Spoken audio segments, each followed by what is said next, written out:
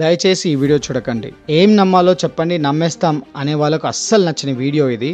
ఇందులో నేను చెప్పేది అబద్ధమా నిజమా అని అడిగితే అవును అని మాత్రమే చెప్పగలుగుతాను. ఎందుకంటే ఇందులో నేను మాట్లాడే మాటలు చాలామందిని ఒఫెండ్ చేసే అవకాశం ఉంది.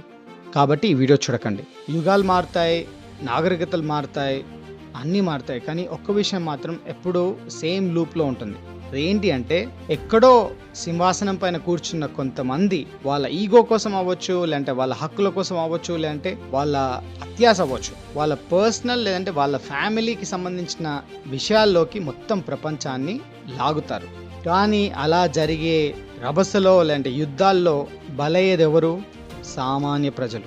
కాకపోతే ఆ చరిత్రల్లో మనం చదివిన యుద్ధాల్లోకి ఇప్పుడు జరుగుతున్న యుద్ధాల్లోకి ఒకే ఒక తేడా ఉంది. అదేంటి అంటే, మన చరిత్రలో జరిగిన యుద్ధాల్లో రాజుల కుటుంబం ముందుండేది, యుద్ధంలో ముందుండేది, యుద్ధం చేసేవాళ్ళు, వాళ్ళు కొంతమంది వీరగతి కూడా పొందేవాళ్ళు. కాబట్టే ఆ ప్రజలు ఆ రాజుతో నిలబడడానికి ఒక రియల్ రీజన్ ఉండింది.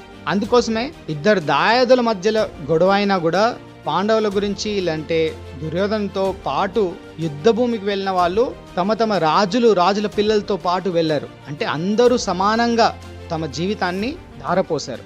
కానీ ఇప్పుడు జరుగుతున్న యుద్ధాలు అవి చిన్న చిన్న మత ఘర్షణలు కావచ్చు, లేదంటే పొలిటికల్ ఐడియాలజీ కావచ్చు, ఫెమినిజం కావచ్చు, ఏదో ఏ గొడవల్లోకైనా మీరు చూడాల్సింది ఏంటంటే, వీటిని పురమాయిస్తున్న వాళ్ళు లేదంటే వీటిని ప్రేరేపిస్తున్న వాళ్ళు ఎవరైనా కూడా వాళ్ళు సేఫ్ జోన్లో ఉండి మాత్రమే ఈ గేమ్స్ అన్ని కూడా ప్లే చేస్తున్నారు.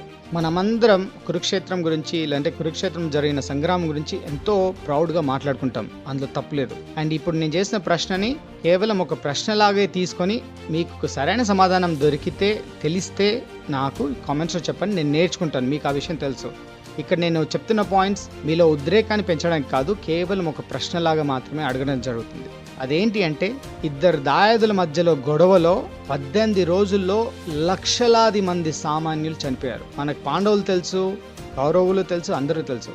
సరే, ఆ 18 రోజుల్లో చనిపోయిన లక్షలాది సామాన్యుల్లో ఒక 10 మంది పేర్లు మీకు తెలుసా? నాకు తెలీదు. ఇంకా ఆ తర్వాత ఎక్కడో ఎవరికో వచ్చిన ఒక ఆలోచనని మతంగా మార్చి ఆ మత విస్తరణ కోసం ఎవరు ఎదురొచ్చినా సరే వాళ్ళందరినీ చంపుకుంటూ ఆ సామ్రాజ్యాన్ని విస్తరిస్తూ వెళ్ళారు. అంతమంది బలవడానికి కారణం ఏంటి? కేవలం ఈగో, అహంకారం మాత్రమే. ఆ అహంకారానికి సామాన్యులు ఎంతో మంది లక్షల్లో బలయ్యారు. ముందుగా చెప్పినట్టుగా అలాంటి పురాణాల్లో జరిగిన విషయాలకి ఇప్పటికీ డిఫరెన్స్ ఏంటంటే, అప్పట్లో రాజులు వాళ్ళ పిల్లలు అంటే వాళ్ళ కుటుంబం నిజంగానే ఆ యుద్ధాల్లో పాల్గొనింది. కానీ ఇప్పుడు చూడండి, దేశాలపైకి మతాన్ని కాపాడండి అంటూ అటాక్స్ చేయడానికి పురమాయించిన ఒక వ్యక్తి ఎప్పుడైతే అతను పట్టుబడ్డాడో అతని దగ్గర అశ్లీల విషయాలు, దాన్ని నేను ఇక్కడ యూట్యూబ్లో చెప్పలేను, మీకు అర్థమై ఉంటుంది, అశ్లీల విషయాలు ఆయన రూమ్లో దొరికాయి. నా దేశం అని ప్రతి స్పీచ్లో చెప్పే మన ట్రంప్ గారు కూడా యుద్ధ సమయంలో కాలు ఇరిగిందని చెప్పి డాక్టర్ సర్టిఫికేట్ ఇచ్చి యుద్ధం నుంచి ఎస్కేప్ అయ్యారు. ఇప్పుడు మీరు ఎన్నో గొప్ప ఆయిల్ దేశాల్లో చూస్తారు, మనం మతాన్ని పెంచాలి లేదంటే మన ఐడియాలజీని ముందుకు తీసుకెళ్ళాలని చాలా మందిని పురమాయిస్తారు. అలా పురమాయించిన వాళ్ళు ఎంతో మంది బలి అవుతున్నారు.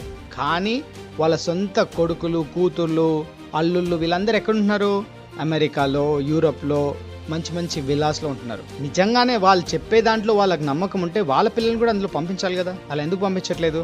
అది అడగకుండా, అది అర్థం చేసుకోకుండా యుద్ధాల్లోకి లేదంటే మత విషయాల్లోకి దూరుతున్న వాళ్ళ గురించి ఆలోచిస్తేనే నాకు చాలా జాలనిపిస్తుంది. ఇక్కడ గుర్తుపెట్టుకోండి, ఏ మతం అని మనం మాట్లాడట్లేదు, ఇది అందరికీ వర్తిస్తుంది. ఇక్కడ మనం వ్యతిరేకించాల్సింది యుద్ధం చేయాలనే ఆ కోరిక అంటే ఆ తెగింపు ఉన్న వాళ్ళని కాదు, వాళ్ళని పురమాయిస్తున్న వాళ్ళు. అంటే ఎలీట్స్ ఎవరైతే ఉన్నారో, అంటే గొప్ప వాళ్ళు, నాయకులు, డబ్బున్న వాళ్ళు, వీళ్ళందరూ ఎవరైతే ఉన్నారో వాళ్ళ పిల్లల్ని సేఫ్ జోన్ లో పెట్టి మన పిల్లల్ని వార్ జోన్ లోకి పంపిస్తున్నారు. దాన్ని మనం ప్రశ్నిస్తున్నాం. ఇక్కడ గుర్తుపెట్టుకోండి, కురుక్షేత్రంలో అభిమన్యుడు చనిపోయాడు. రాజుల కుటుంబం తమ రక్తాన్ని చిందించింది. కానీ ఇప్పుడు జరుగుతున్న యుద్ధాల్లో ఎవరి రక్తం బలవుతుందో మీరే ఆలోచించండి. ఇంకో వీడియోలో కలుసుకుందాం.